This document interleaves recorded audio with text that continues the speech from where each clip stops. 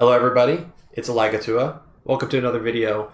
We're going to be trying something a little bit different with this video. I'm making a special in-person appearance for the intro this time, and we've got a very explosive game for you today from the Quack Cup 6 and the Fog Tag tournament that is going on and has now reached the finals. But before we get into the game, I just wanted to give a very special shout out to my friends at Summer Splash. Spent a couple weeks ago with all of you, and just had an amazing time hanging out with all the fourth graders. So shout out to Simon, Aiden, Ada, and everybody else. Miss all of you. Look forward hopefully to being back there with all you next year.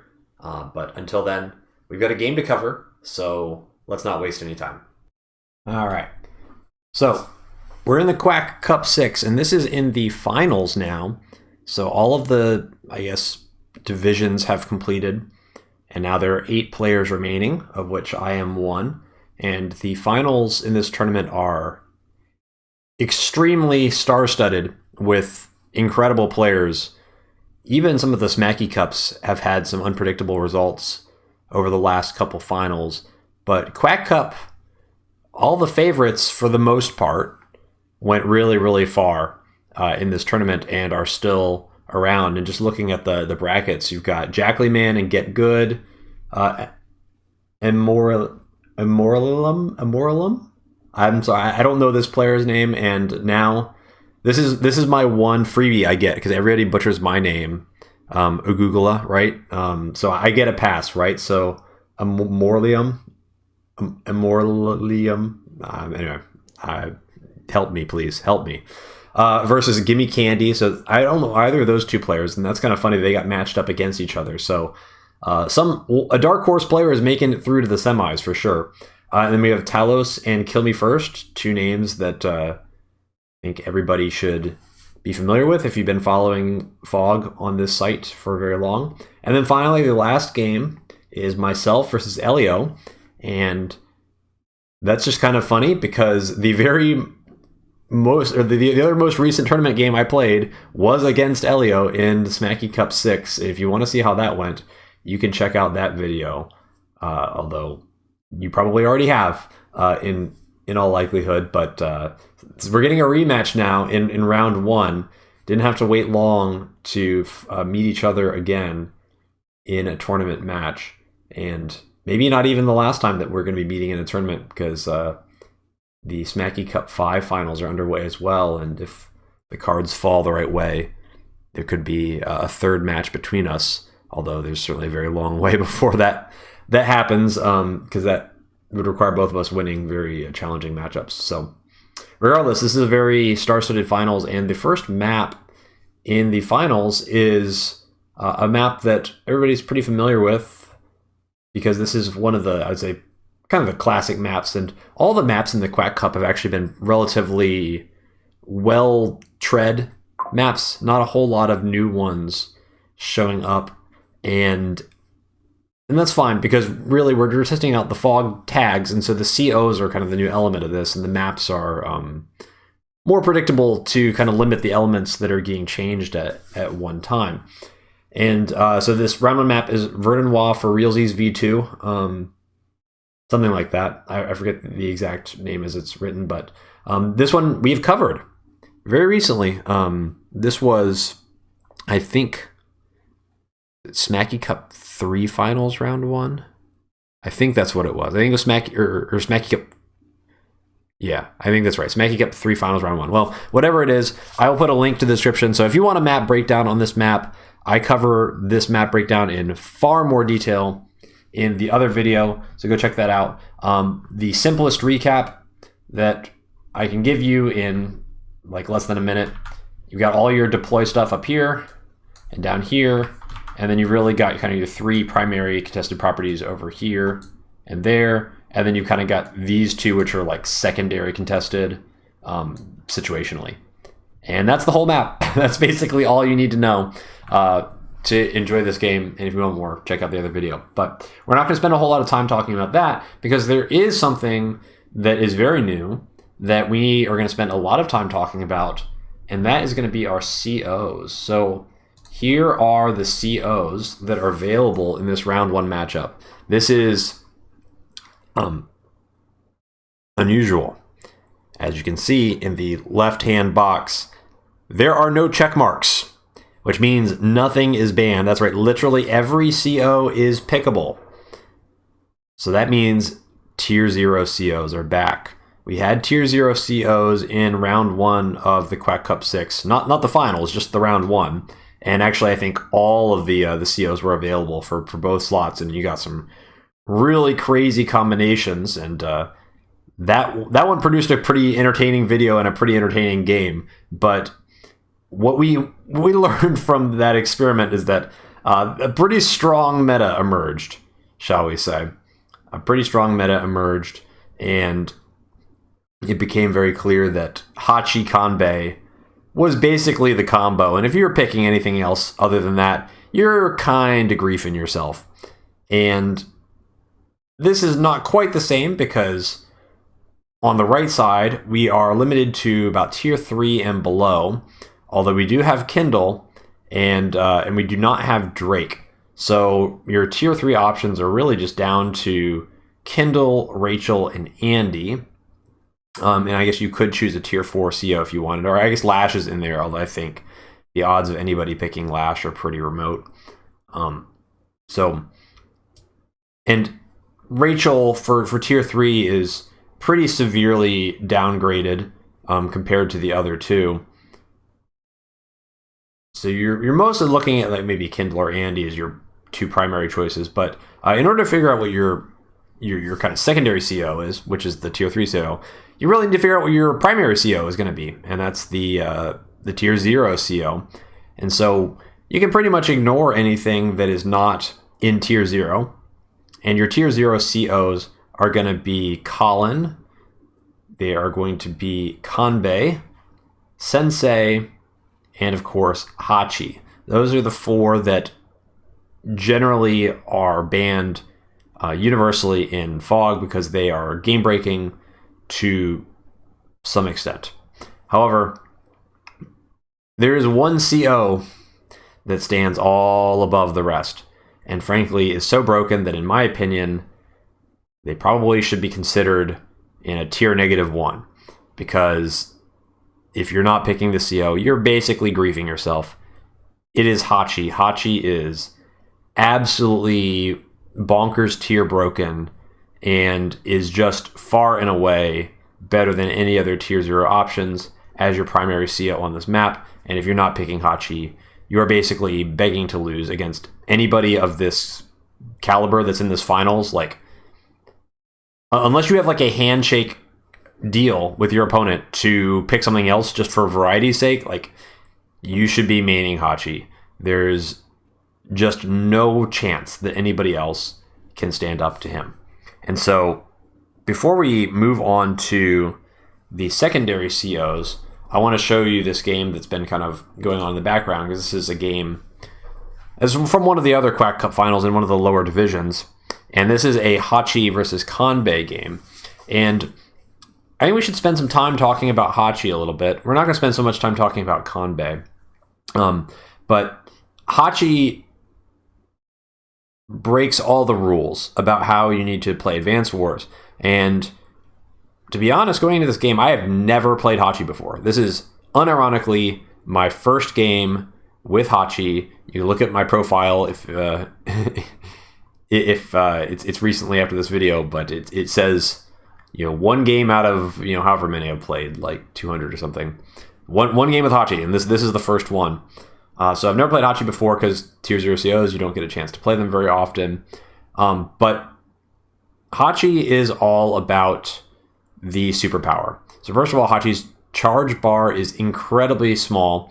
Only 5 bars to make it to the superpower, which is basically tied for the shortest in the entire game, which is outrageous. He also has a day-to-day, which makes all of his units 10% cheaper, which is absurd. There's no firepower penalty. So they're just straight up 10% cheaper. So all of your income curve is different because you're getting the same amount of income, but actually you're spending less money on all your units. So all your vehicles are going to come out early, and everything is just totally loopy. compared to any other income curve on any other map, because you're not spending as much, and you can get like tanks out earlier, you can get recons out earlier, you can get T-copters out earlier. Like day 3 APC is a thing. There's just like a whole lot of conventional wisdom that goes out the window when all of your units are suddenly cheaper. Oh, and that's not even the craziest thing, because when he gets superpower, he can just start deploying units at 50% cost from any friendly city. That is insane. It is so unbelievably broken that literally nobody in this game can stand up to that. It doesn't matter if you're Sensei. Sensei can kind of get something like that, where Sensei is getting free infantry from all the cities, or free mechs from all the cities, but that's nothing compared to being able to deploy 3,500 cost tanks on every city on the front line. It doesn't matter how many infantry or mechs you have, sooner or later, that is going to just destroy you. And by the way, it's only 5 bars. So as you start to get into the mid game, that is basically like once every other turn, especially in tags. Maybe in solo it would just be one every 3 turns, which would be bad enough. But this is tags. So if that wasn't broken enough, consider the fact that when you start deploying units with Hachi's superpower, so you're paying 50% cost for them, but if for some reason you need to join them, you get the full value when you're joining them. So if you have like 2 9 HP tanks and then you join them, you're getting 8 HP of a 7k unit back in funds, which for people who can do that is like 5,800 or something like that. Don't do math in your head on camera. That's a really bad idea. But regardless, you're getting more money back. And this is actually really common if you get mega tanks and you get some chip on the mega tanks and you combine them, you're potentially getting like 24k or 26k in funds, which then when superpower hits can immediately be turned back into like almost 2 full mega tanks because you're buying them at 50% cost. So this has a self-reinforcing escalation, I guess, or it's a self-reinforcing loop for the amount of money that you can get, because you have a lot of money and then you buy units for 50%, and then some of those units get damaged, and so you combine them and you get the full price back in your join costs, which then gives you a lot more money, which then you buy even more units at 50% cost, and then you have even more units to join, which ramps your income even further, and then you get to superpower again, and it's a self-reinforcing cycle here, where it just continues to spiral out of control, and there's just no other CO in the game that can touch that at all. It's absolutely broken, and violates kind of the core assumptions about how advanced wars work, where getting cities is very important. I mean, getting cities are still very important, but ultimately, like, your army values are just skyrocketing out of control, and it's a battle of who can ramp the fastest to basically become broken, and whoever breaks the game the best, most efficiently, is going to often end up being the victor. And you should be assuming that you're going to be playing a Hachi mirror because your opponent is in the finals of a major tournament, so they're probably aware of how to play the game, and nobody in their right mind is going to be picking anybody other than Hachi. Another thing that's broken about this ramping of army values as the game goes on is that it feeds back into the charge, because you're gaining charge for all the unit damage you're doing, and especially the unit damage that you're taking. And so if you have more unit value on the field, then that means your charge is going to be going up faster and faster and faster. So, and it's only 5 bars. So you're going to have your bar basically full almost the second that it's gone as Hachi. And so you're just going to be deploying like 18 to 20 units every other turn in fog tags, which is outrageous. And also you're going to be losing like potentially that many units as well, because there's just going to be so many powerful units on the board, and it's constantly going to be looping back, and you're getting more and more and more units, and it's just incredibly chaotic, psychopathic, non-traditional games, which is kind of fun, but it's a little dumb too. So with that in mind, what do you do about this? What is the strategy for playing in a Hachi mirror? Well, I'm going to leave the aspect of openings alone for a minute.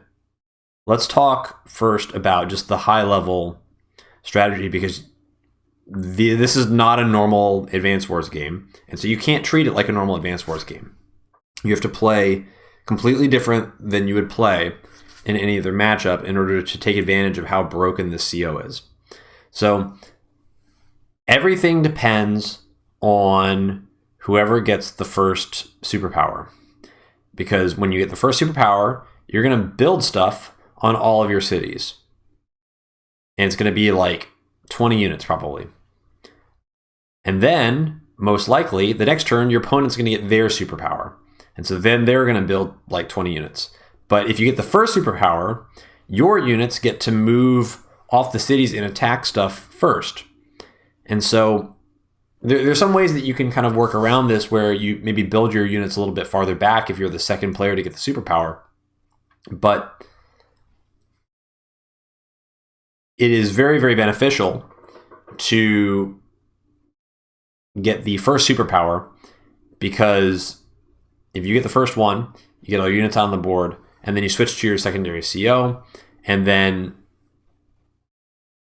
you have a lot of stuff to build charge with, and then you pop your power in your secondary CO, and you swap back to Hachi the very next turn, and very, very likely by the end of that second turn, you're going to have superpower up again. And it's just like COs like Eagle, where as long as you have the CO power ready by the end of the turn, it's good enough, because you can deploy all your stuff at the end of the turn. So as long as you have like your whole move to build charge back up. So there's almost no way that you're not going to be able to get back up to superpower charge by the end of that second turn after your original superpower.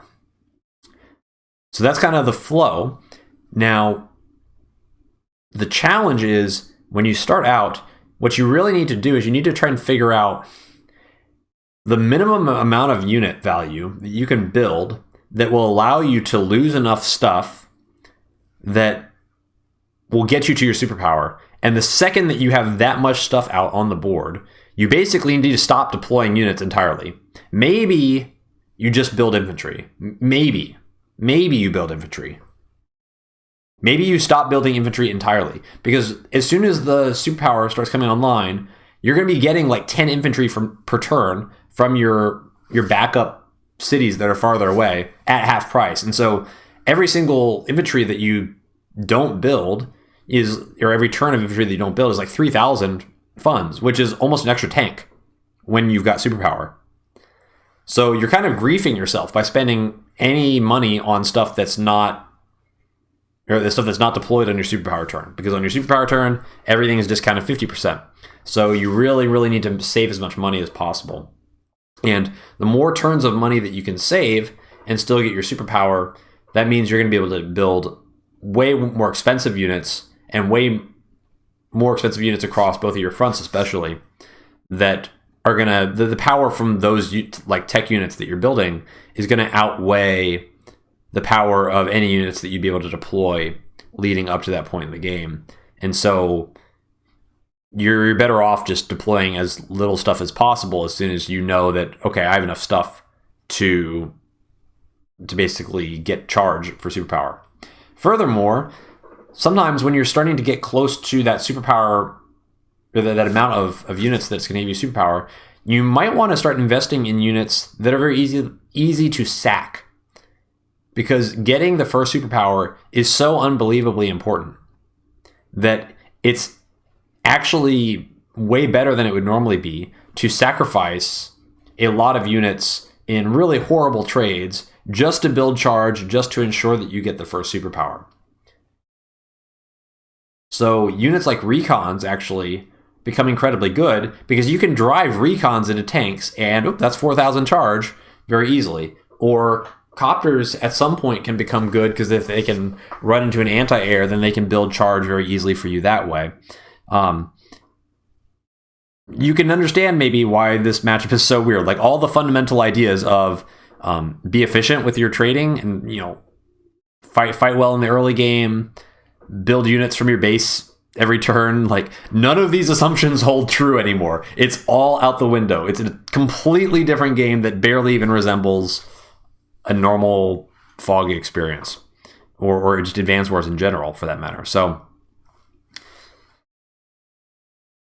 that is the core rules of a Hachi mirror.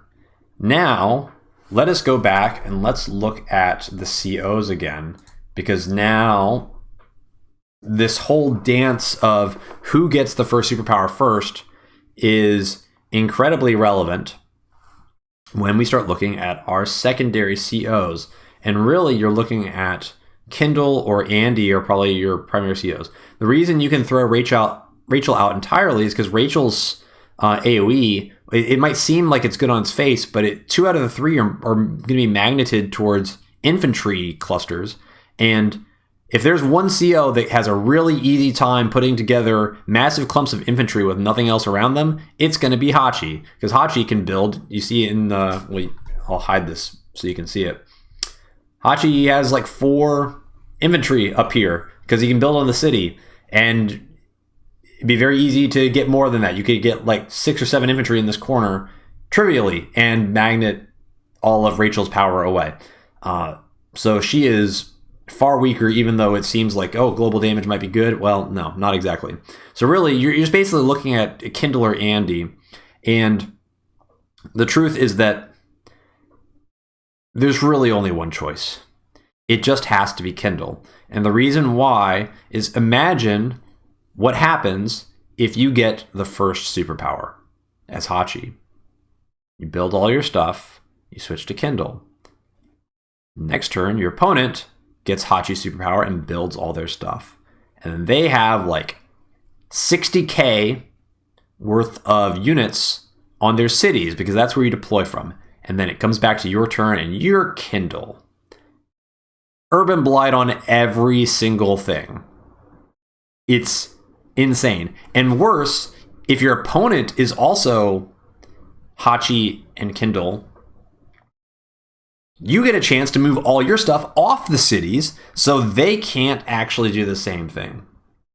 So this matchup is just completely busted, and everything revolves around who's getting the first superpower as Hachi. Because not only do you get the advantage of being able to like move first with all the units you've built, but then your Kindle follow-up to the first Hachi superpower is insanely better because you get a free Urban Blight on the entire army, and then the repairs from all of that Urban Blight damage is going to drain player 2's, or not, the second superpower player. It's going to drain their entire income the next turn.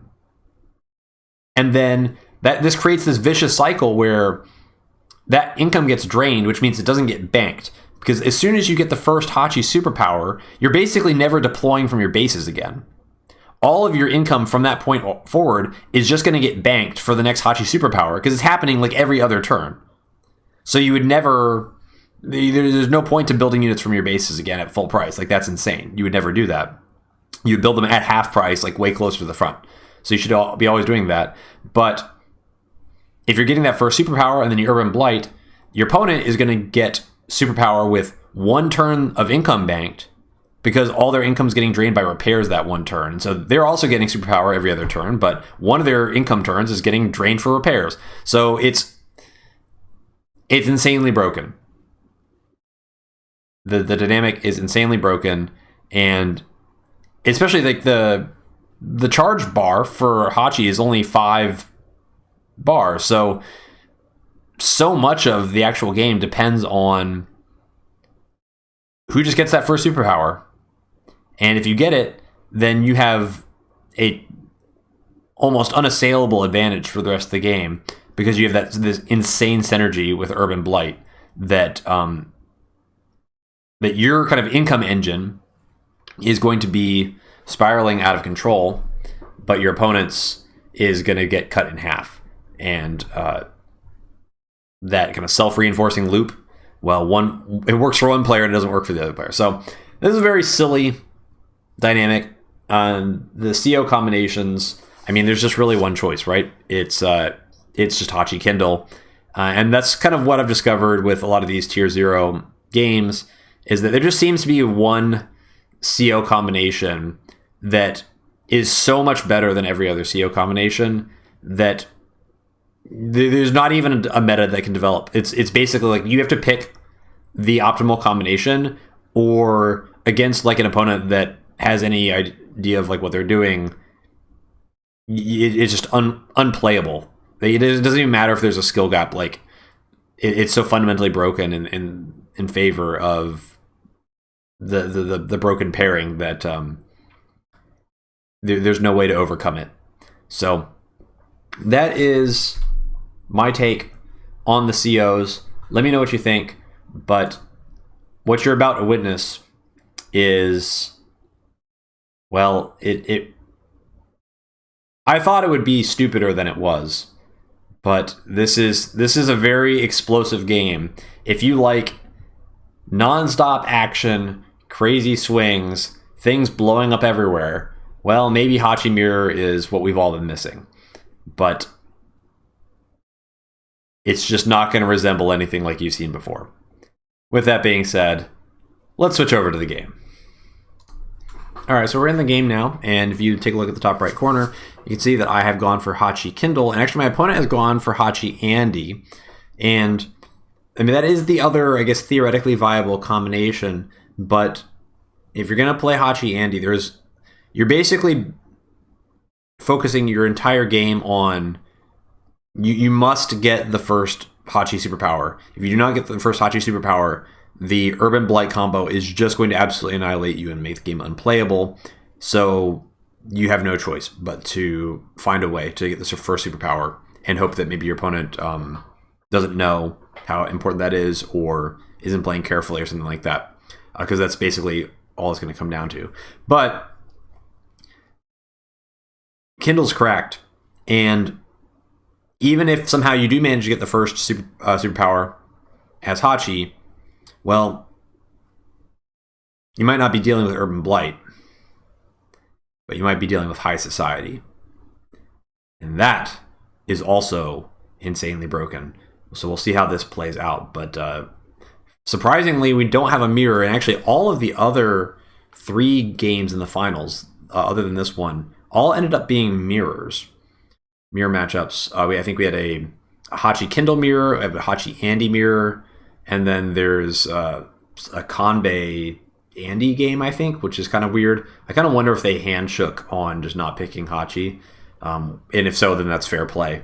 Otherwise, they both threw. So take it for what you will. But we've got Hachi Kindle, and I didn't really touch on the opening theory at all. I'll touch on it very briefly. It's a little bit hard to design good openers against Hachi, because basically Hachi can build tanks earlier, and also APCs earlier than anybody else. But normally your greed openers with transports are unsafe because you don't really have money to buy a transport and then also build tanks to protect the more aggressive caps that you're getting with that transport. Hachi, however, can afford to have tanks. And there's some pretty insane lines with like day 3 APC with both player 1 and player 2 that allow for some just like absolutely absurd efficiency, and then also allow you to get tanks that basically let you get really aggressive captures and cover all those captures with tanks. So that makes the rock, paper, scissors element of the openers very complicated, because your aggro builds are a little bit downgraded. And sure, you can spend like more recons on or more money on recons than you would otherwise. But when you're building recons in the early game, that means you're slowing down your infantry deployment, and you can't invest in so many recons that you start being unable to capture your stuff. And furthermore, if you run your recons into tanks that are waiting, it's going to be really hard to actually do meaningful damage that disrupts the capture phase of your opponent.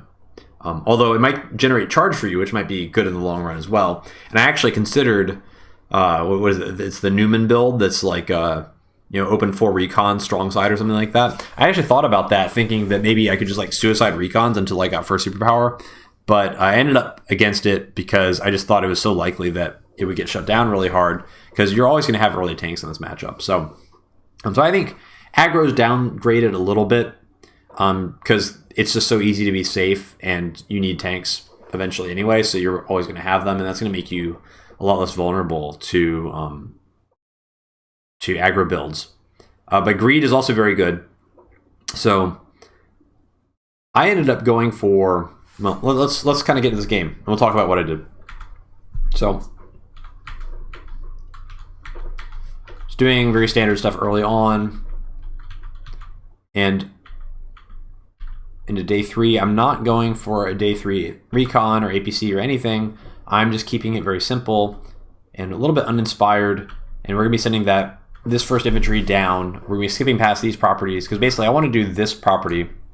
And if I recall correctly, I did something similar in my Smacky Cup 3 not grand finals, in the finals round 1, where I went for this property immediately, and then I went over here to try and get these 2 relatively contested cities on the weak side pretty quickly, so that I can focus more on the strong side.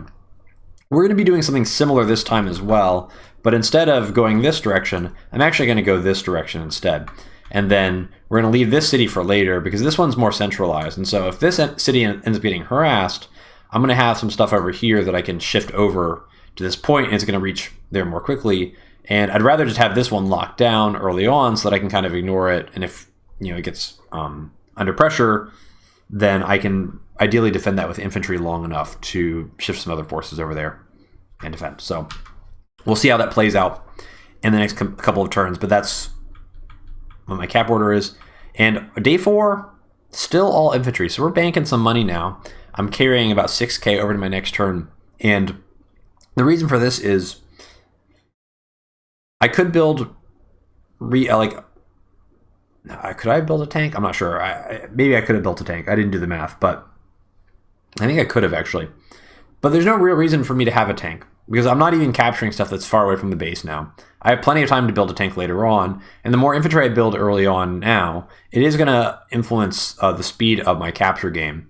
So having just sheer infantry numbers is actually more beneficial than having the vehicles on the board, because I am not really going to be going for an aggressive build, because it's hard to do aggro into tanks that are likely waiting for you.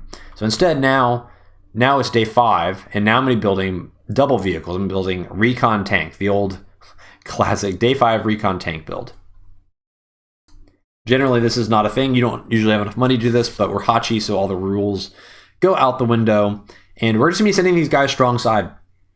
And one thing I did notice about my opponent, so my opponent is Elio, and if you, I guess minor spoilers for the previous video if you haven't watched that, 3, 2, 1 spoilers.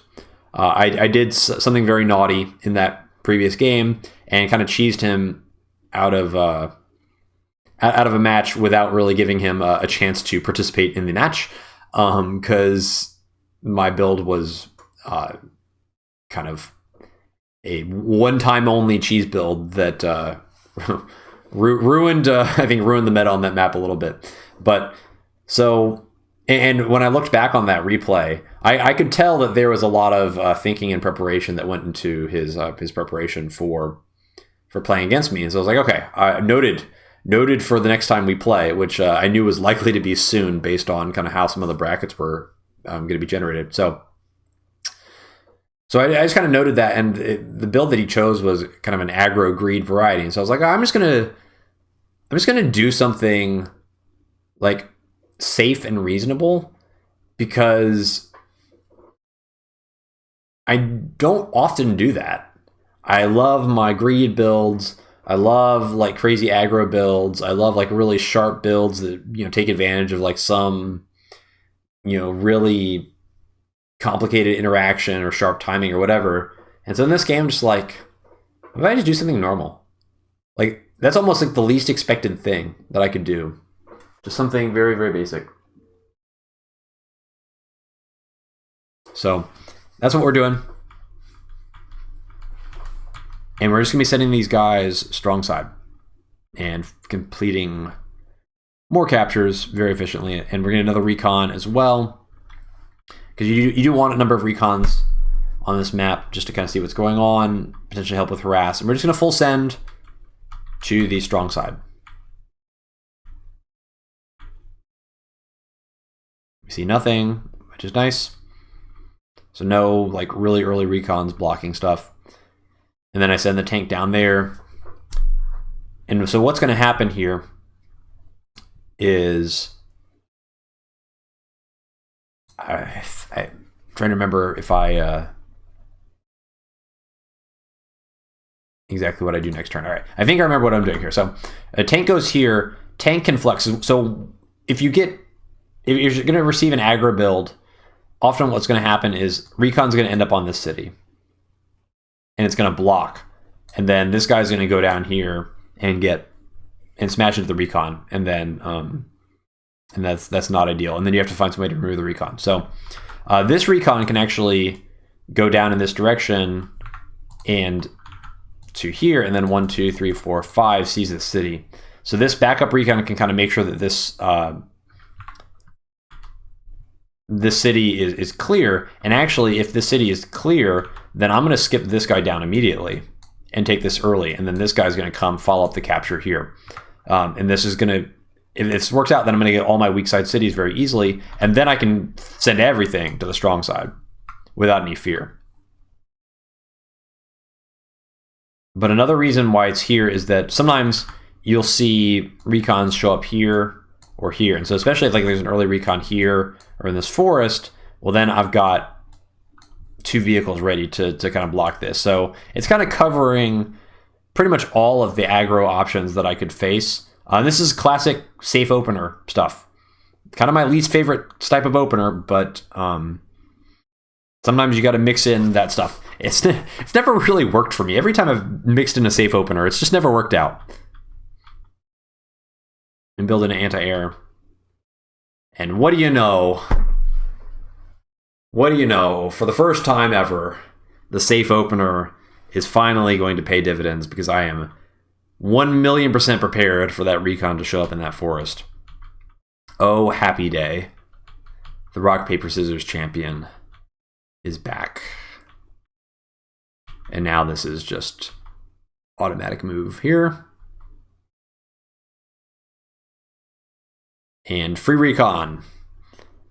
This is basically the most optimal start you could ever have. And not only that, but we get our corner capture here. So this is like looking really good. So now like we're totally cool to just consolidate in this direction.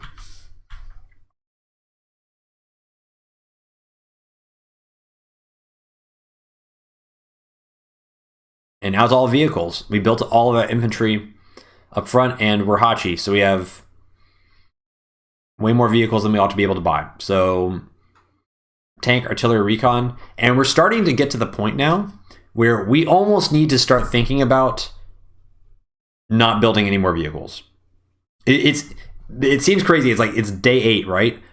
We almost need to stop and start banking, because we are getting to the point where we have enough stuff on the board where we can get to superpower. And every extra turn of income that you bank leading up to the superpower is going to give you a massive power boost when it finally happens. So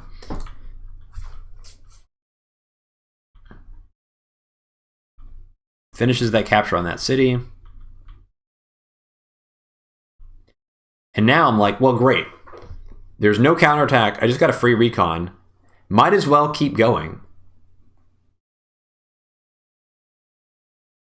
Because at this point, I'm like, okay, this smells like a day 3 APC build. Like day 3 APC into day 4 recon. Day 4 recon goes like here, and the day 3 APC is like going down here. I actually had planned out the player 2 day 3 APC build, and it's pretty nuts.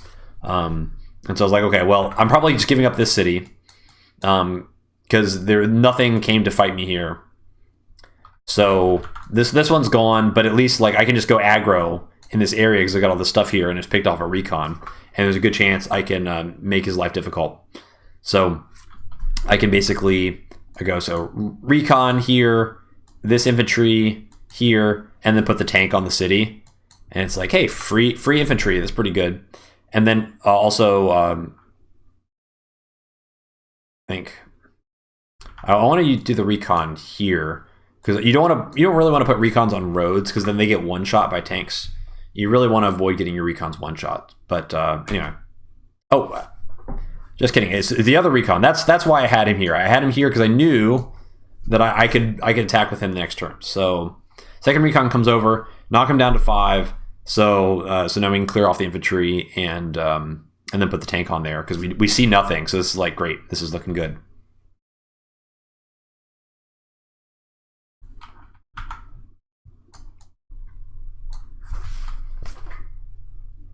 Excuse me.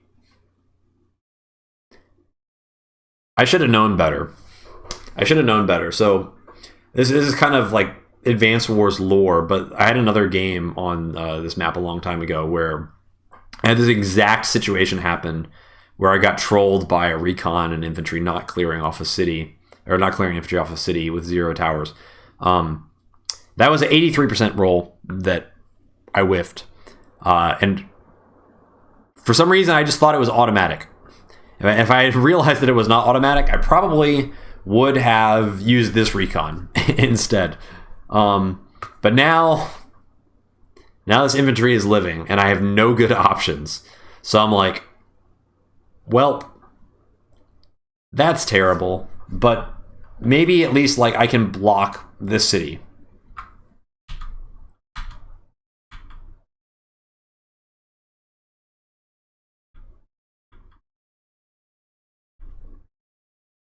So we're just full setting, strong side, nothing on the weak side. It's pretty safe to be kind of all-inning strong side when you get a vehicle pick off like this and you just have all your stuff. Like, it's kind of hard for you to be weaker than your opponent mathematically. And then we'll have a weak side recon just to we'll see this city next turn, see if this has been captured, which we're assuming it has been. But if it's not, then we can try to potentially delay that even further as we split push. I gotta use the tank for vision.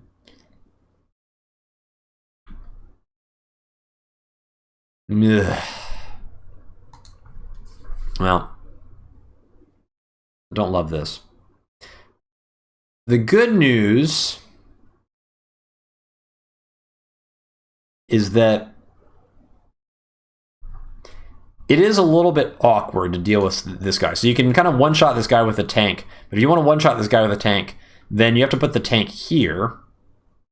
And then this tank, I could put my tank here. And then, now I actually don't have another tank following up this, but my opponent doesn't know that. So my opponent might be reluctant to try and put the tank here to clear off this infantry. The alternative is to put the tank on the city, but if you put the tank on the city, then you got to pull the capture off, which is not ideal either. And this, if you do contest the city and you manage to delay it, it isn't really that trivial to ultimately lock down in the end. So, I mean, it's not great. It's not the worst. And I did already get a recon for free, so I'm kind of just giving back my advantage that I won, and I'll end up maybe delaying this this capture. But this was not the original plan. The original plan was just to put a tank on this city and be big chillin'. So now recon tank, and now this is like maybe one more turn. Maybe one more turn of deploys. Maybe. Instead, actually, tank goes on the city and clears off that recon, which is okay. We get some infantry brawling. We see an artillery come up, which is nice. You always like to see it when the artillery is showing up. And so now we have confirmation that artillery cannot hurt us because he's out of range of everything.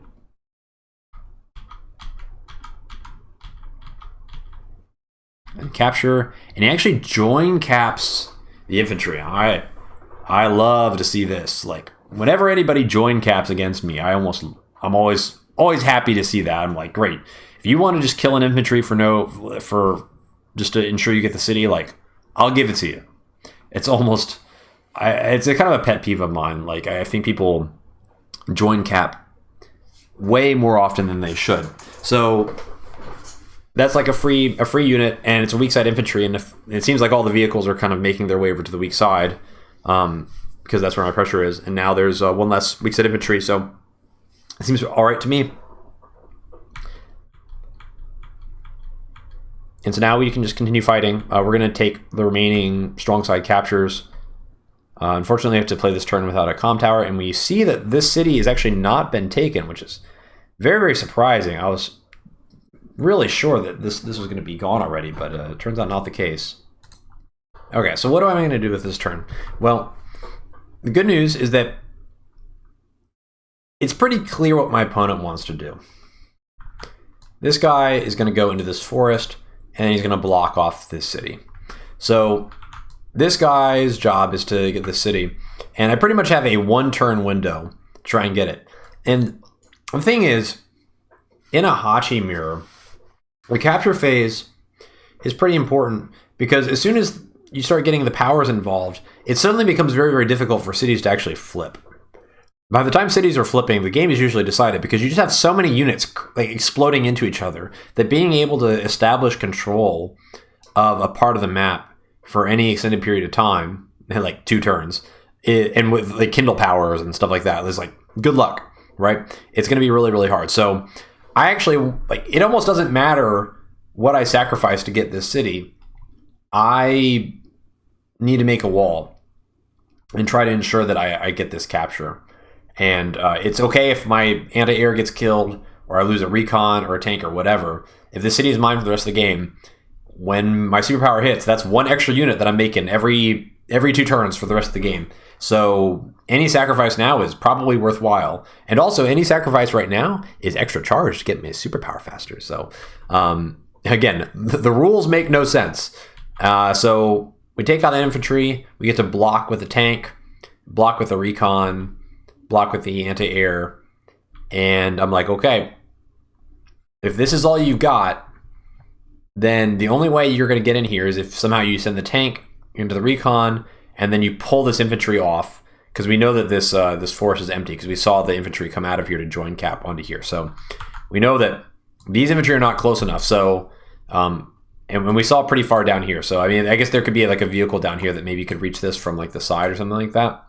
But or like, you know, maybe if like another tank showed up, but it seems pretty unlikely, because so the tanks end here after 1 move, and then 1, 2, 3, 4, 5, 6. So if there's any other like second tank, it'd likely be here. And also we saw the artillery as well. So so that's like another vehicle accounted for that will not be joining the fight. So I feel pretty decent about this. Like, I get this city, and then that kind of ruins the plan of the artillery, because the artillery is going to lock the city. But if I capture the city already, well, who really cares? So so we're just going to build the Great Wall and hope that it holds. And if not, then I guess more charge for us.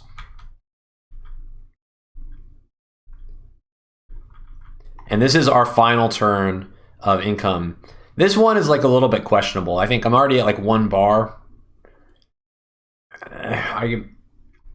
I built this thinking that the game might slow down. I'm thinking that, okay, what's going to happen here is he's going to allow me to get this city, and then I'm probably going to allow him to get this. Or maybe we play sacrifice the infantry for this city for a couple turns, and things kind of stall out, and then I'll have time to build. But then eventually it's going to come time when I need to have a bunch of recon so that I can send them into tanks, so that I can get charged for my superpower. And then the copter as well, for the same reason, where the copter is something that I can sacrifice. So these are my final sacrificial units, and then after this, no more building stuff other than infantry. We are saving money for the superpower. The infantry comes in there. Uh-oh. Another tank shows up. And now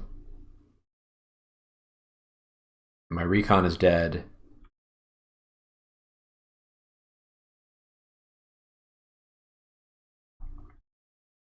And he does actually pull off this infantry from this city here. So this is a guy that was join capped, by the way. Join capture, but now is so desperate to lock this city that he's going to give up this capture. And not only that, but he doesn't have like another infantry to come onto this city. So this is a pretty big sacrifice. Sure, he does deny this, but he's also denying himself this one too. So that's pretty crazy. I get popped pretty bad here. Like, I'm, you know, behind. Well, I'm ahead on charge. I'm winning on charge because that's how this matchup works. But I was not expecting this to be like a gigantic all-in attack here. Like, this is clearly I'm getting hit with everything. And all the vehicles now have arrived at this front, and this is everything. So, well, I guess if all the vehicles are up here, then let's finish our captures. But obviously, where's the stuff? So it is an absolute ghost town down here. Total ghost town. What the heck is going on? Well, it's very obvious what's going on.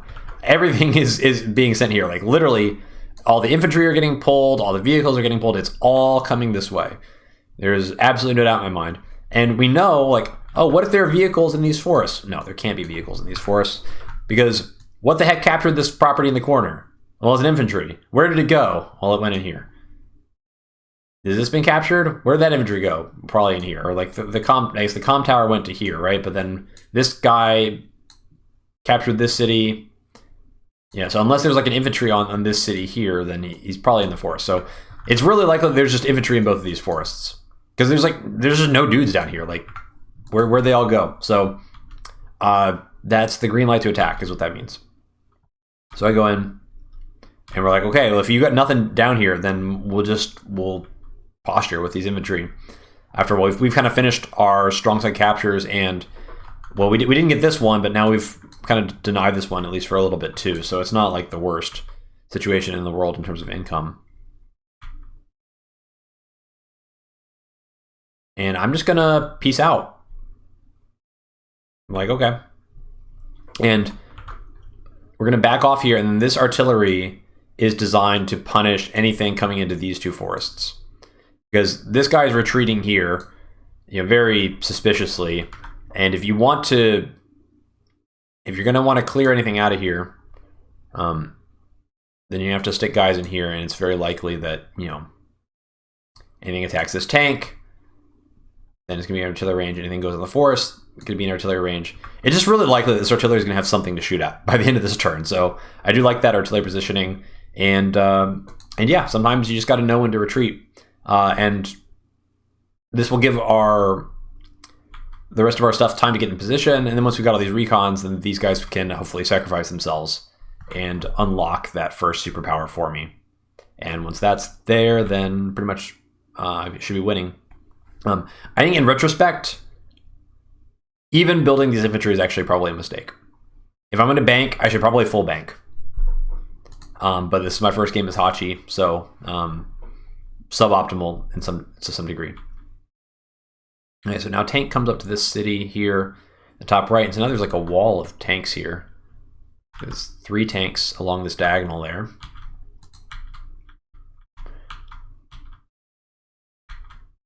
Now he's going to be capturing the city, but this guy's got 8 HP, so that's not especially impressive. And nicely, the infantry does end up going into this this forest here. Doesn't seem like there's any recons. Otherwise, probably wouldn't have done that. Now there's this big wall being formed. And we do see some infantry trading here. This makes sense to train in this guy because he's under the threat of maybe getting that corner city. And it's very obvious that, like, okay, this is primary front and this is the stall front. So this is actually the perfect allocation of forces for me because I've basically allocated nothing to this front except for 1 recon. But actually the 1 recon gives me dominance in this area. And I kind of already got the majority of my objectives up here anyway. So stalling is totally fine. And now, am I going to get this city? Yes, I am. So my opponent denied this, which, I mean, is a victory, but at the same time, it cost the contested city on the other side of the map. So, I mean, I'm fine with this. This is great. I just got this for free. I killed an infantry. I'm going to get another infantry, so this is 2 free infantry, and I'm going to get the most contested city, and I'm putting pressure down here.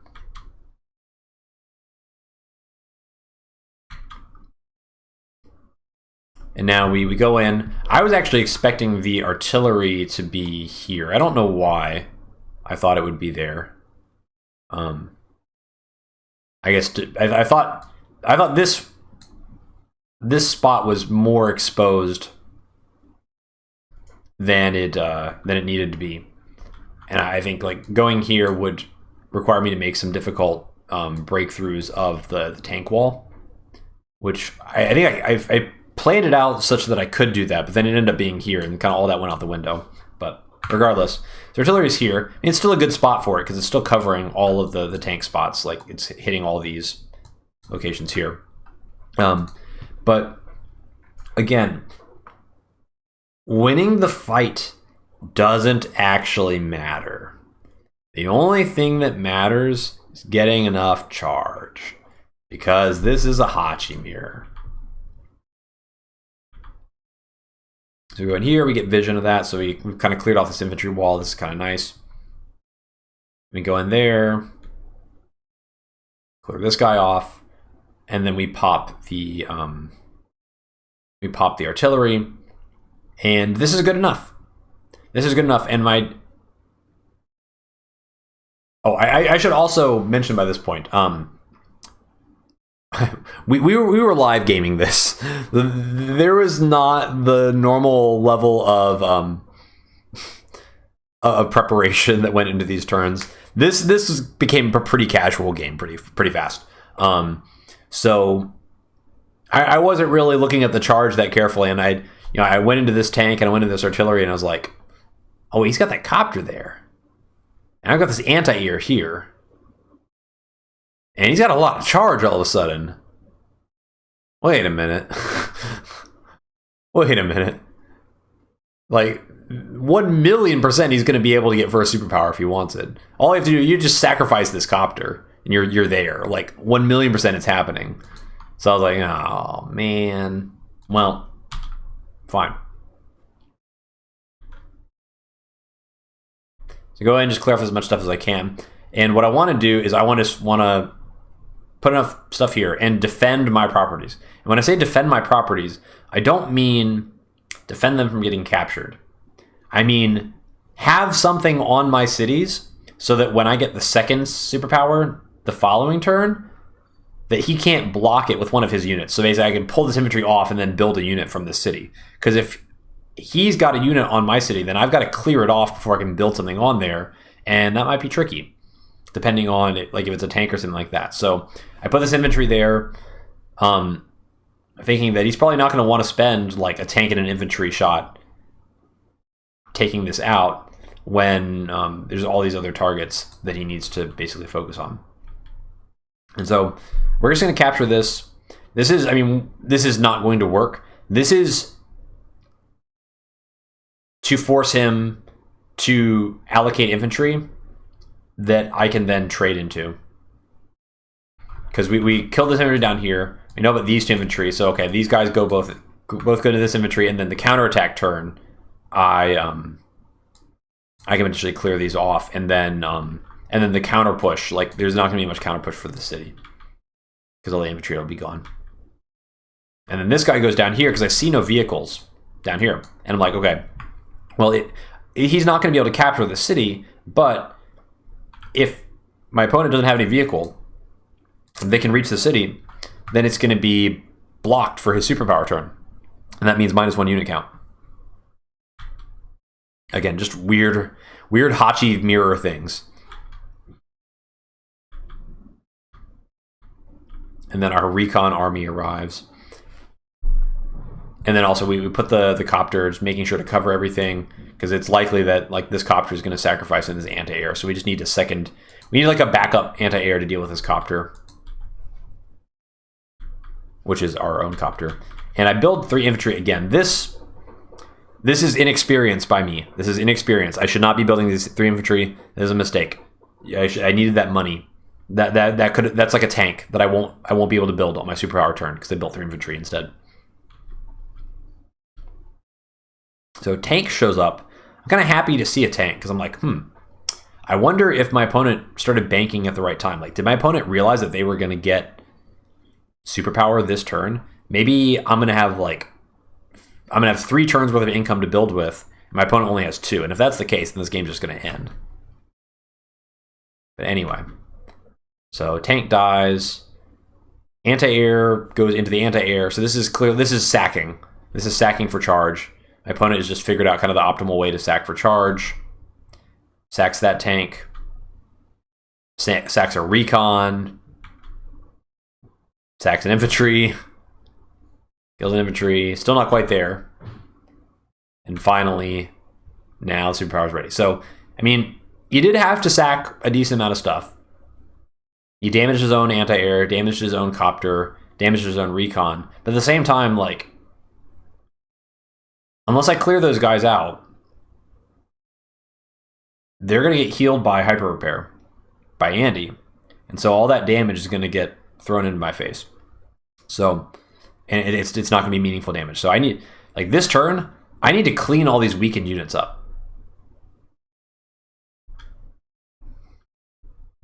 And now we see a 7 HP guy on here.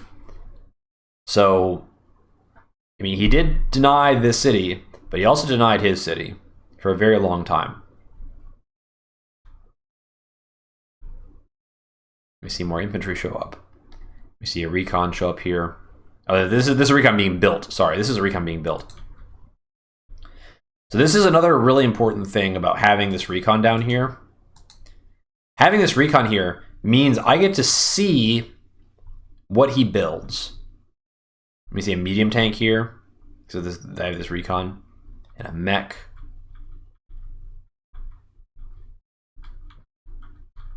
And a bunch of stuff happening off screen. So getting this information is really, really useful because now that I see the tech units that are built on the front line, well, obviously now it's my turn to get superpower. I can actually tailor my buys to counter what I see. And actually having all these recons is really nice because I can maybe plop a recon, you know, like in this area and see these cities, or maybe even get a chance to see this city and kind of understand exactly like what I'm going to be going up against next turn so that I can allocate my tech units more optimally. So I go in here and I see like a bunch of tanks. I see a tank, and I'm just I'm knocking out this infantry to reduce the pressure onto this city. We're gonna send in the mech, or sorry, the recon into the mech. Trying to just get as much charge as we can for Kindle, because basically we didn't get the first superpower, which is not ideal, but with Hachi Kindle against Hachi Andy, it is not actually fatal to not get the first superpower. It might be in a Hachi Kindle mirror, but it's not fatal in this matchup. And instead of having Urban Blight, now what we're going to be doing is we're going to be setting up our units so that they get counterattacked. But as soon as they get counterattacked, then Kindle's going to be ready for High Society. And all the stuff that I build on this turn on all my cities near the front line, those are going to be my units that are going to be crashing into Andy or Hachi with the insane attack bonus that High Society gives. So, you know, get a nice roll there to one-shot the copter. We had a backup plan. I think either the tank or this guy would have guaranteed it, but if we didn't get it, but we did, so that's nice. And now all we're trying to do is we're trying to clear out these low HP units so that we minimize the power of hyper repair, because hyper repair is for sure coming next turn, and so we don't want to leave like the 6 HP anti-air, the 3 HP artillery. We don't leave those guys around because they're going to turn into full HP guys or almost full HP guys. So they got to go. And the nice thing about this is actually once we finish moving our dudes, so now we've basically gotten all the charge we need. And so now when I super, this gives me a free one shot of the city, and now this city is like denied forever. So, you know, kind of butterflies and hurricanes, I failed that 83% chance roll, and as a result, I couldn't put my tank on this city, but then I ended up interrupting this city, and it led to this chain of events where now actually both of these cities have just ended up denied for basically the whole game. Because now, like, when is this city ever going to get taken? like it's, there's no infantry. Like there goes that guy. He's gone. Stick a tank on there because he's gonna absorb an attack from something. There goes the 4 HP guy. So we did a really good job of clearing out all these weak units. And even though we got the second superpower, if we look at let's wait for the turn to end. As we clear off one more guy. I'm kind of blocked for the tank here. All right, so now we're starting to deploy. So we'll come back to this in a second. Let's look at the stats. Or rather, let's so 19-7 in kills. That's a good start. It is not ideal to spot your opponent a 12 unit count advantage going into the Hachi supers, which is now the new phase of this game. It's going to be Hachi super, Kindle super, Hachi super, Andy super, back and forth, back and forth. It's going to be a superpower like every turn for the rest of this game. So in terms of how we're allocating our funds here, so I put this guy up here because I'm thinking there's a chance that it kind of makes it awkward to potentially kill this recon or kill this recon. I don't know. It just complicates the logic a little bit. And then we're doing 2 knee tanks up here to counter this guy. And I'm thinking like I probably have more money banked than he did. So I'm doing 3. Ignore my money. This is a replay viewer bug. This is not right. Actually, it's not properly reflecting that I can build these at half price. So I got 3 Neo tanks here. So I see the medium tanks. I'm like, okay, well, I want a medium tank. Or I want a Neo tank out of range. You might be asking, why no mega tank? Like that is something that you often do with Hachi. The reason I'm not doing mega tanks here is because, first of all, mega tanks only have 4 movement, and as Kindle, I don't have any way to buff the movement. Now, if I were Andy might find it more valuable to go for mega tanks because you get hyper repair and then you get to move an extra square. And so that's some utility, but it's not that good for me unless I see a mega tank. And that's why having this recon vision was so important, because I need to know, like, is there a mega tank on the front line? Because if there's a mega tank somewhere here, then that would probably change what I'm deploying here. But since there's not, okay, I can go for Neo tanks. And instead, I can focus more on tanks. And I want really as many tanks as possible, because I'm going to get high society. And high society tanks, I mean, I'm almost at the point where I have a chance of one-shotting Andy tanks with high society if they're on low defense terrain, because Kindle is just ridiculous. So you really just want as many tanks as possible because they're just one-shotting machines. But we're going to build a bunch of infantry, build a single anti-air, but we killed the copter, and I imagine that like there's probably not any more copters coming. I'm just building one for safety, but you don't really want to be building copters. It's all the way back here. It's going to take forever to get to the front lines.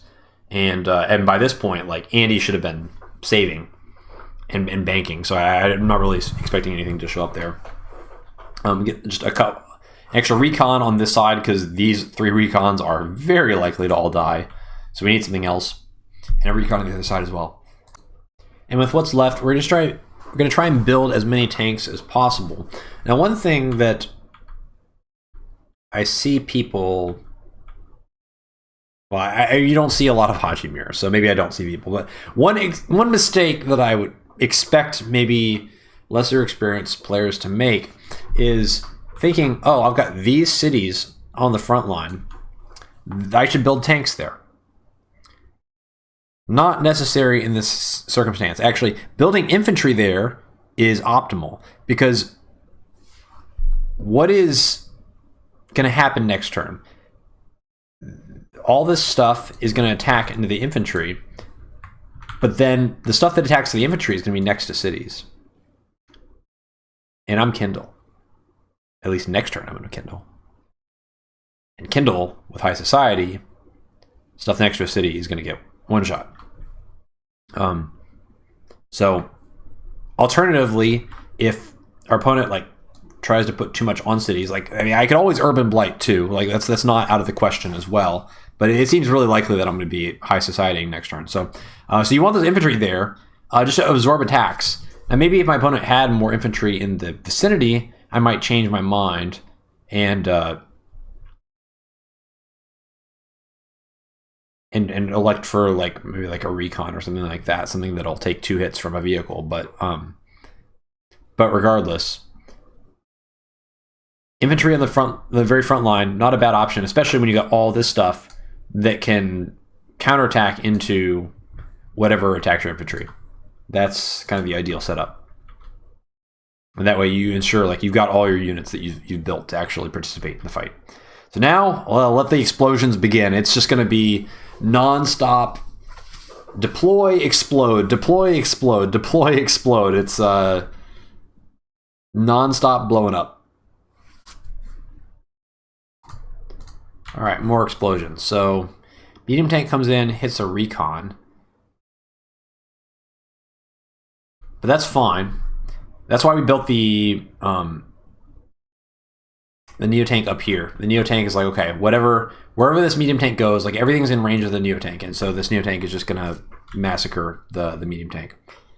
So recon comes off, picks the tank, and now superpowers coming. All my recons are dying. It's not super surprising.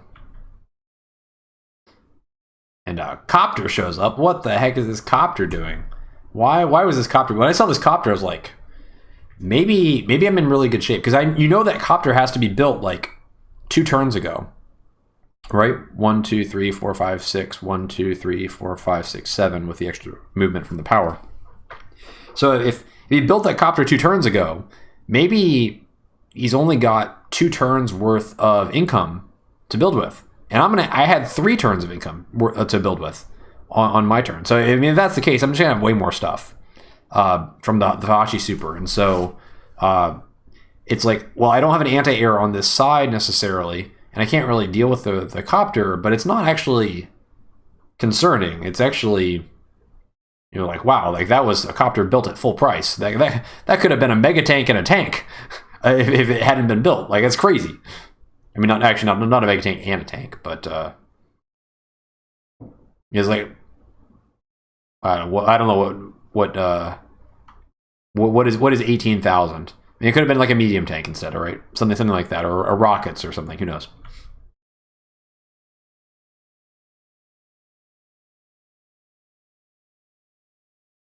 But anyway, so I'm gonna get cleaned up down here, and it feels really bad because it's like, oh my gosh, all your stuff is dying. But this is just Hachi mirrors. Like, all your stuff gets blown up, and the next turn your powers hit, and you blow up all their stuff, and you just go back and forth until somebody runs out of stuff. So, well, guess what we're doing? It's high society. More stuff blows up. Kaboom! Kaboom! Kaboom! It's just, by the way, hold on. That's a 4 HP infantry on the city, by the way. Brings him down to 4. What is happening? Unfortunately, I don't get the roll. That was a roll to 1-shot. It's like a 50%er, which means 0. That's a guaranteed, I think. Kaboom. Kaboom.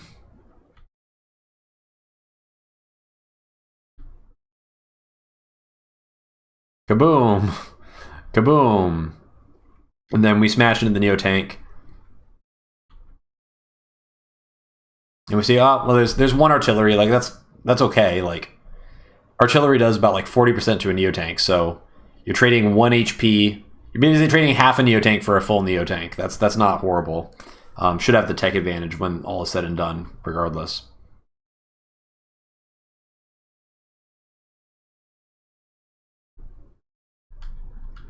And then March of the Infantry. And this time I wised up, and I was like, building infantry is a waste of money. I got smarter. I learned from my mistakes halfway through. I was like, okay, we actually need all of our money. So now it's back to the other side, and it's Hachi super turn, because it's been 2 turns, and there's going to be a super every single turn. Here we go. So I'm like, wait, what? What just hit this guy? What just hit this guy? Is there a rocket somewhere? And I'm like, did he sneak a freaking artillery into this forest without me seeing it? So I lose a Neo. Well, that stinks. But I mean, it traded for the other Neo, so it's not the end of the world. And oh, there's a Neo right in my face. Copter comes in, hits my Neo. And all these guys are taking chip damage. Caps the city. Oh, where are these artillery coming from? There's 3 artillery. Recon comes in. Hits my artillery on the city. This 1 HP anti-air is just chilling behind enemy lines. Alright, well, that's not the worst, right? Like, I still have 2 Neo tanks left over after the first exchange of super, so that's not terrible. And I'm basically at superpower again, because it's Hachi, and so every turn is superpower. So we just need to figure out what we need to do for this turn. One issue we have is I'd love to have vision of these cities. Like, I didn't see any tech units built other than the Neo tank. Now, there can't be too much stuff built because it's only been 2 turns. So there's only 2 turns worth of income that is going to be turned into units. And actually, I have a 2K lead based on the capture phase. So, like, the economics are working in my favor. But surely it wasn't just that Neo tank that was built. There's probably a lot of other strong stuff somewhere else, and I would like to see it so that I know where it is. So first of all, we're going to go in here because I want to free that anti-air so that I can pick off that infantry, because I want to pick off the weak units if I can, because it's going to be Andy super next turn. So any chipped units are going to heal back to full. So I need to make sure that everything dies. And actually, I kind of want to disengage.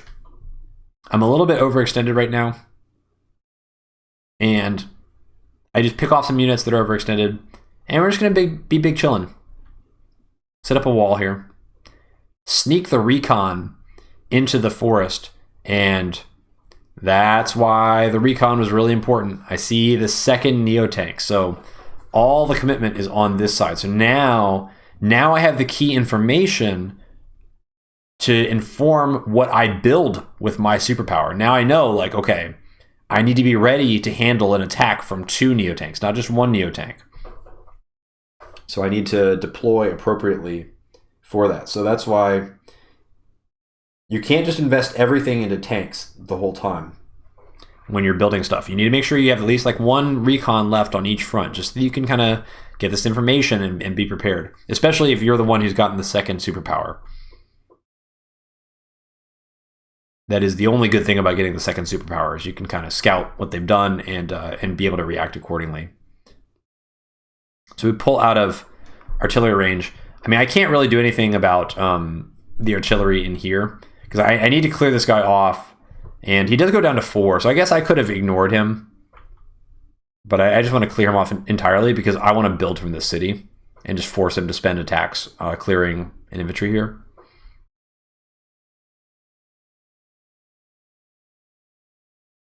And we see, like, so this is 1, 2, 3, 4 artillery. And seeing all that artillery actually kind of makes our decision pretty easy, because all it just means is there's no tech down here as far as we can see. So I don't really need more Neo tanks. I literally just need a bazillion tanks, and then I get high society and we annihilate all this. Because you can't wall. You can't wall for all of these artillery. There's no way. You can't wall against high society. So I just need tanks. And then on this side, I need tech. Having the information lets me build the correct stuff. And so I build an artillery here just in case he gets frisky and goes for my Neo. But then so we got an anti-air to deal with this copter, and then everything else is just so recon, tank, tank, tank, tank, tank. A million tanks down here. And we're just pulling back here. And then this side, another Neo tank. Now it's 2 Neo tanks to 2 Neo tanks. So I think we're pretty evenly balanced there for a good counterattack. And that's all the money we got. So we couldn't quite afford as much tech as we did last turn. And now it's time for Andy's superpower. So anti-air gets deleted by the Neo tank. But this Neo tank is like, it's right next to the city. And I'm going to get high society next turn. I don't know about that positioning. Anyway, so artillery is going to blow up all my stuff.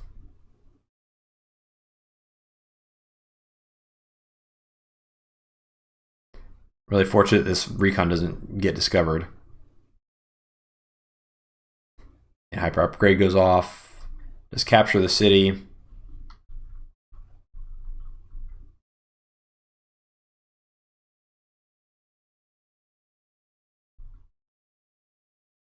Tanks moving around and a lot of stuff, but I'm ready. I'm ready for this. I'm almost back up to high society, and I mean, look at this. Like, this is all I got to do is find a way to get rid of this neo tank, and then both of my neo tanks are in range to cover this.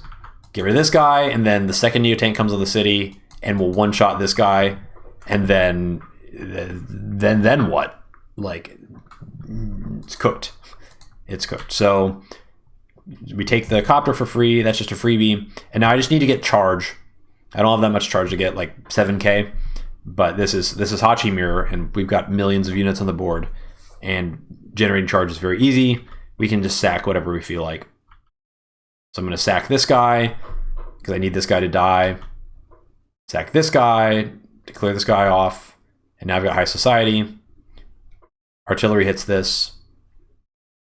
High society is ridiculous. Did I mention that high society is ridiculous? It's ridiculous. It's completely ridiculous.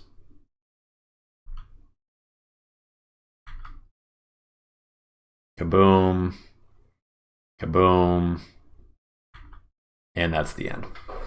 And if you look at the vision, this was definitely not an early resign by any stretch of the imagination, because there's nothing left here at all to deal with 2 neo tanks. And down here, I mean, I had 3 tanks left. So this guy's going, this guy's going. Infantry are going to end up going into this guy. I'm not totally sure if I could have gotten another artillery, but regardless, like this position is totally compromised. And I've got more tanks up here. So it's like, 157k to 72k. It was very, very over. So yeah, Hachi mirrors. Now you have experienced whatever this was. This is not like any games that I've played before, but onward to round 2 of the finals. So this is going to be the semifinals, and I'll be playing the winner of Talos and Kill Me First, which will be another very challenging matchup, as every match in the rest of this tournament is going to promise to be for as long as I can keep this going. But yeah, Kindle, really good CO, and I think if you see this and you think that anything other than Hachi Kindle is the optimal, I don't know what to tell you. It's just, even I didn't get the first Hachi superpower, but high society is just so ridiculous that it still works, even if I messed that up. And if I'd been playing a little bit more carefully, I probably could have ensured that I got the first superpower. But I was live gaming a bit, because it's Quack Cup, so I don't quite take it with the same level of tryhard that I do in some of the Smacky Cups. Although I'm not sure I've my tryhard level has been a little bit lower lately than it has been in the past. But let's take a look at this game with full vision. And what I want to kind of focus on is what happened in the opener, first of all. So actually, it looks like just a very simple recon tank opener. And then recon immediately gets destroyed, and the tank is on the complete wrong side of the map. So now it's destroyed, and now there's nothing. There's no counterplay at all. It did look like maybe there was supposed to be a big push here, and so this tank is just covering all the safe caps on the strong side. But now, so he goes up here to cover this, but obviously I'm never going to be harassing that. And I mean, this is just basically as bad as you can possibly lose the opening rock paper scissors. Because like, not only do you donate a free recon, but then like all of your tanks that you bought are just on the wrong side to do anything. And this tank arrives just in time to watch me capture the the contested property that it was hoping to deny. So that's not ideal. I lose that roll, which is, I mean, it would have been very good for me if I had gotten this roll, for sure, because then I would have had the tank on here. And this tank, maybe comes up this way, but then this recon likely survives because there would be nothing to. It would be down to like 1 HP, but it wouldn't be dead. So certainly, but just the way it worked out is I ended up denying this city, and then this ended up staying denied the entire game. So one thing that's interesting, so he starts to bank. So this is like 8K. So he's starting to bank now. He banked this whole turn. But then he builds the copter.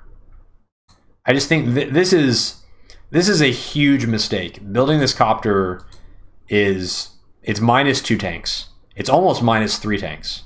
It's actually -2.5 tanks for this copter. I think that is a huge blunder in terms of like the resource management. I mean, Hachi mirrors are weird. Like nobody's got a lot of experience playing this matchup. Like obviously I built a bunch of infantry that I really probably shouldn't have built.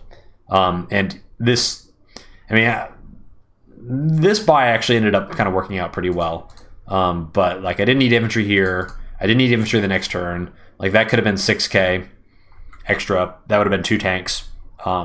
When superpower came around, and I don't really think these infantry played any role in the game later on. But yeah, so this is 57K for the superpower turn. So it's not bad. And then I end up with 60K. So I didn't have like a meaningfully better superpower in terms of income. We both ultimately ended up banking to about the same amount, but that could have been 66K to 60K, and that would have been like an extra 2 tanks, basically. And maybe that would have been the tipping point, because it really is just like a tipping point battle, and you're just slamming stuff into each other until one person runs out of stuff and can't respond, and that's what happened a couple turns later. All right. Well, I think that's going to bring us to the end of this one. A little bit of a shorter video compared to the normal movie lengths, because we didn't have to do a map review. So that's nice. I'm going on vacation again at the end of this week. By the time this video comes out, I may be on vacation already. There are games happening. Finally, we had a really quiet month, and then all of a sudden, all these games dropped like at the same time. Smacky Cup 6 is ongoing. I'm not going to talk too much about the details of that because we're a little bit behind on the videos there. There's a reason for that, and just stay patient. The wait will make the videos better, so just abide with me for a while on that one, but they will come. The videos will come. And then Smacky Cup 5, the not the grand finals, but the finals have begun. So that's the semis.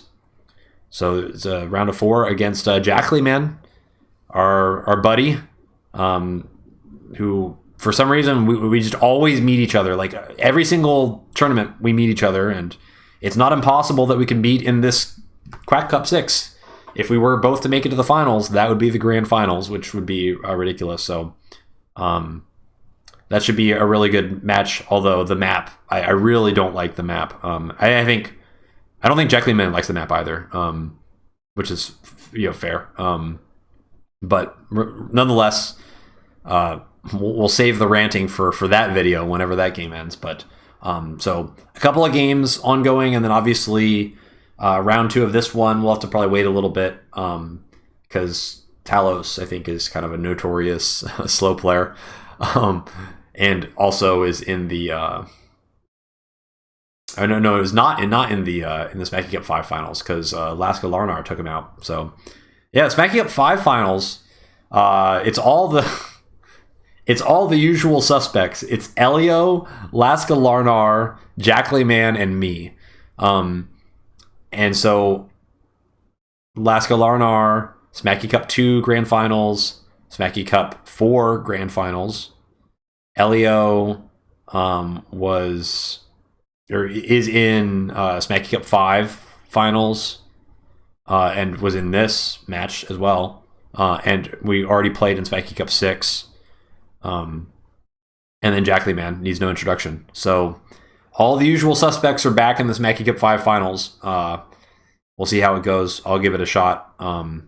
It'd be fun to win 3 in a row, but I won't be brokenhearted if somebody takes me out. I feel like I've proven all I need to prove at this point. So, but yeah, I'm gonna have a good time on vacation. I hope you all are having a wonderful summer. Thank you all for the kind words over the last couple of months. It's been kind of a wild ride in a lot of ways, but things are looking up. I feel like I'm pretty happy with how things are going now. So that'll do it for me. See you all in the next video. Have a great night. See ya.